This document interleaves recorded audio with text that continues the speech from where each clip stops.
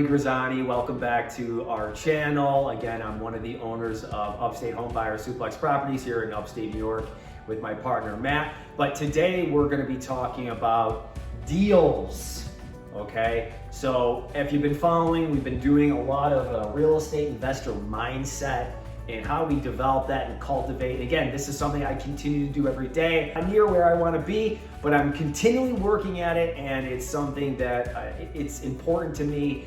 And if you're watching this, maybe it's important to you, but I'm here to really kind of go over what it is that it takes to be a successful real estate investor, but really it's how to create a real estate investor mindset. Okay, so what we're going to talk about are deals. So I get that question all the time. A part of our upstate New York real estate investor group is, hey, is this a deal? You know, hey, what's a deal, right? I mean, I think the tough thing when you start out as a real estate investor is finding a deal. Well, I believe a deal is, how to find a deal, right, is you need motivation. So a deal is really, in most times, okay, in most cases, at least for us, upstate home buyers, is a motivated seller. So a motivated seller equals a deal. And that's the truth. So in order to find a deal, you need to find a motivated seller. Well, how do you find a motivated seller? Well, that's really the job of a real estate investor, is to really find those individuals, because what happens is, in a lot of cases, for me and Matt, we believe that a motivated seller doesn't wake up one day saying, I want to sell my house to Marty and Matt, okay? That doesn't happen. We need to be presenting ourselves in front of these people. You need to be in front of those motivated sellers and asking them, I would like to buy your property, right? Now you can finagle it and add some nice vocab and all that stuff, but that's the truth, is I need to buy your property, or I want to buy your property, and here's why, right? So that is what we need to be doing. So the motivated seller is the deal. And there's a number of different motivations for someone who may want to sell. And I'm gonna go over two of them today. So I believe for me, the big two are distressed landlords. Let's talk about distressed landlords first before I get in the other one, okay? So you gotta imagine and you gotta understand that when someone gets and buys a property, a landlord, you know, sometimes that wasn't the plan. Some people become what we call accidental landlords. And how that might happen is, you may be living in a house and you get married and your partner has a house, and you move into that house and then you rent out the other one, right? That happens quite often. So that, you know, individual now became an accidental landlord. You know, maybe they have the best intentions. Hey, I'll rent the property, it's gonna cover my mortgage. Great. Well, you probably don't have the real estate investor mindset, right? You don't have that, hey, this is a business mindset when something like that happens. Or another example might be, your family has a house and, you know, something happens where maybe Aunt Sally passes away, and instead of your family selling the property, you rent the property, right? Now again, nothing wrong with these things. That can develop and you can become successful if those things happen. But the truth is, that's where a lot of distress comes from, because you're not a business, or you're not thinking of it as a business. See, this is not a hobby, this is a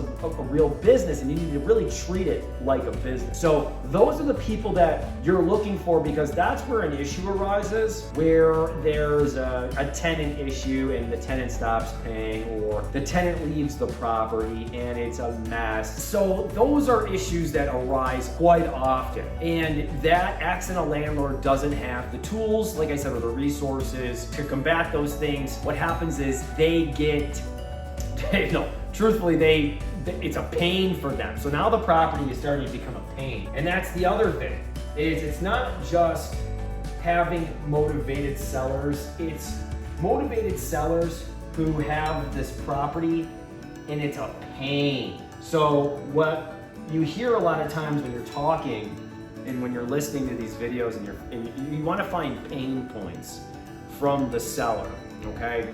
So the pain point in that case of a distressed landlord would be, hey, I know you just got this property and you probably needed that rental income to help with the mortgage payment, right? And now that's not occurring. Is that true, Mr. Seller? And let me ask you, when they left the property and it was a mess, do you have the resources, the time or money to fix these problems? And if the answers are no, well, now you know you have a motivated seller where you can now come in and really take that problem off their plate. And that's what we do because we're problem solvers. And that's another thing we want to keep in the back of our head. As a real estate investor mindset, we need to be problem solvers, okay? Now, the other leads that you can go after, right? So there's distressed landlords or under that kind of umbrella of as absentee owners, right? Absentee just meaning that you don't live in that property. You're a landlord.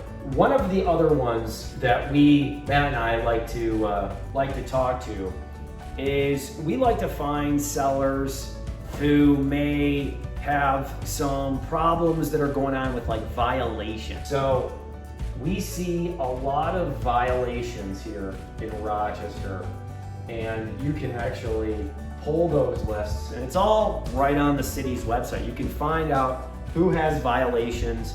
You can find out who doesn't have a certificate of occupancy, right? Those things are important to have when you are building your business and making sure you're doing things the right way. You want to have a certificate of occupancy in Rochester when you have a rental property.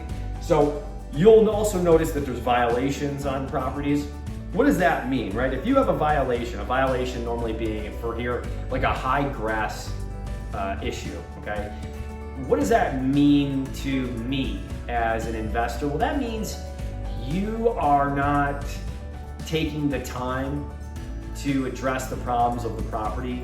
You probably are not caring very much about that property. Now, not every case, but a lot of cases you'll see that the seller is maybe just tired.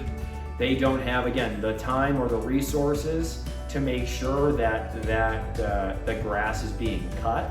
So those are things to look for, is especially high grass. Like if you ask your city, if you go and you ask them, maybe you have to do a FOIL, right, a Freedom of Information Law, for your town or your city, depending on what you have to do to get that information. But it is public record. They do ticket you, so you should be able to have access to those records.